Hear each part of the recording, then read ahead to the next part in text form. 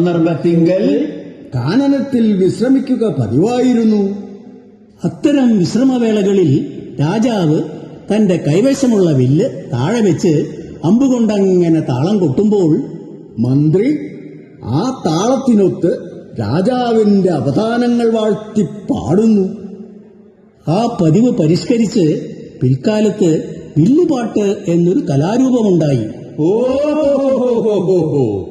മാത്രമല്ല കാലക്രമത്തിൽ തിരുവട്ടാർ ബാലൻപിള്ള, തലയിൽ കേശവൻ നായർ തുടങ്ങിയ മഹീഷികൾ പരിഷ്കരിച്ച് ഈ കലാരൂപം ഇന്ന് കാണുന്ന തലപ്പാവും ആടയാഭരണങ്ങളും പക്കമേളവുമെല്ലാമായി വില്ലടിച്ചാൻ പാട്ടൊരു മഹത്തായ കലാരൂപമായി.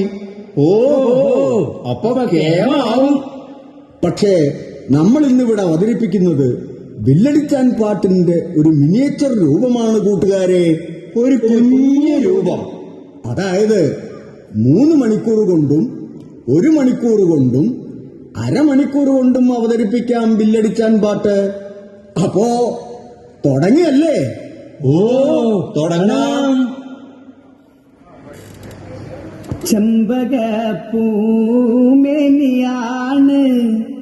ചന്ദനത്തളിലാസലളിതം, ചന്ദ്രോദയത്തിന്റെ കാന്തിയാണ് അവൾ, ചാരുറ്റ താരുണ്യ രാഗമാണ്.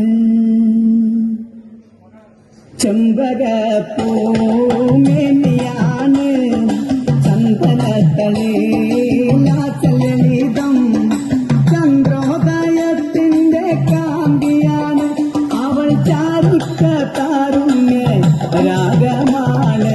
ചെമ്പകപ്പൂമേനിയാണ് ചന്ദനത്തളിലാസലളിതം, ചന്ദ്രോദയത്തിന്റെ കാന്തിയാണ് അവൾ, ചാരുറ്റ താരുണ്യ രാഗമാണ്.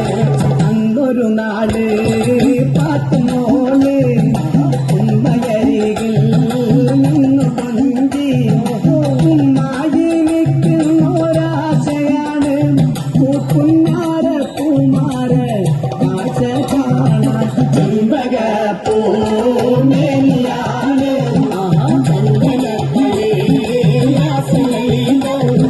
ചന്ദ്രോദയത്തിന്റെ കാന്തിയാണ് അവൾ, ചാരുറ്റ താരുണ്യ രാഗമാണ്. അന്നൊരു നാള് പാത്തുമോള് ഉമ്മയരികിൽ നിന്നു കൊണ്ടി, ഉമ്മായി നിൽക്കുന്നൊരാശയാണ് പൂക്കുഞ്ഞാര പൂമാര ആശ കാണാൻ.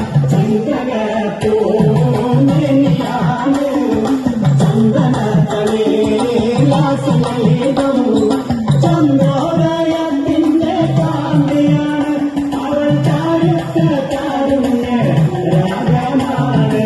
അന്നു ശങ്കരൻ കാനനത്തിൽ അവതരിച്ചൊരു വൃക്ഷമായി, 1000 കോലോളം ഉയരമുണ്ട്, പിന്നെ 60 കോലോളം വണ്ണവുമുണ്ട്.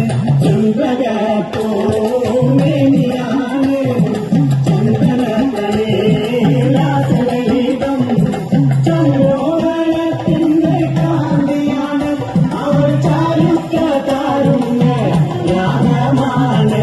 അന്നു ശങ്കരൻ കാനനത്തിൽ അവതരിച്ചൊരു വൃക്ഷമായി, 1000 കോലോളം ഉയരമുണ്ട്, പിന്നെ 60 കോലോളം വണ്ണവുമുണ്ട്.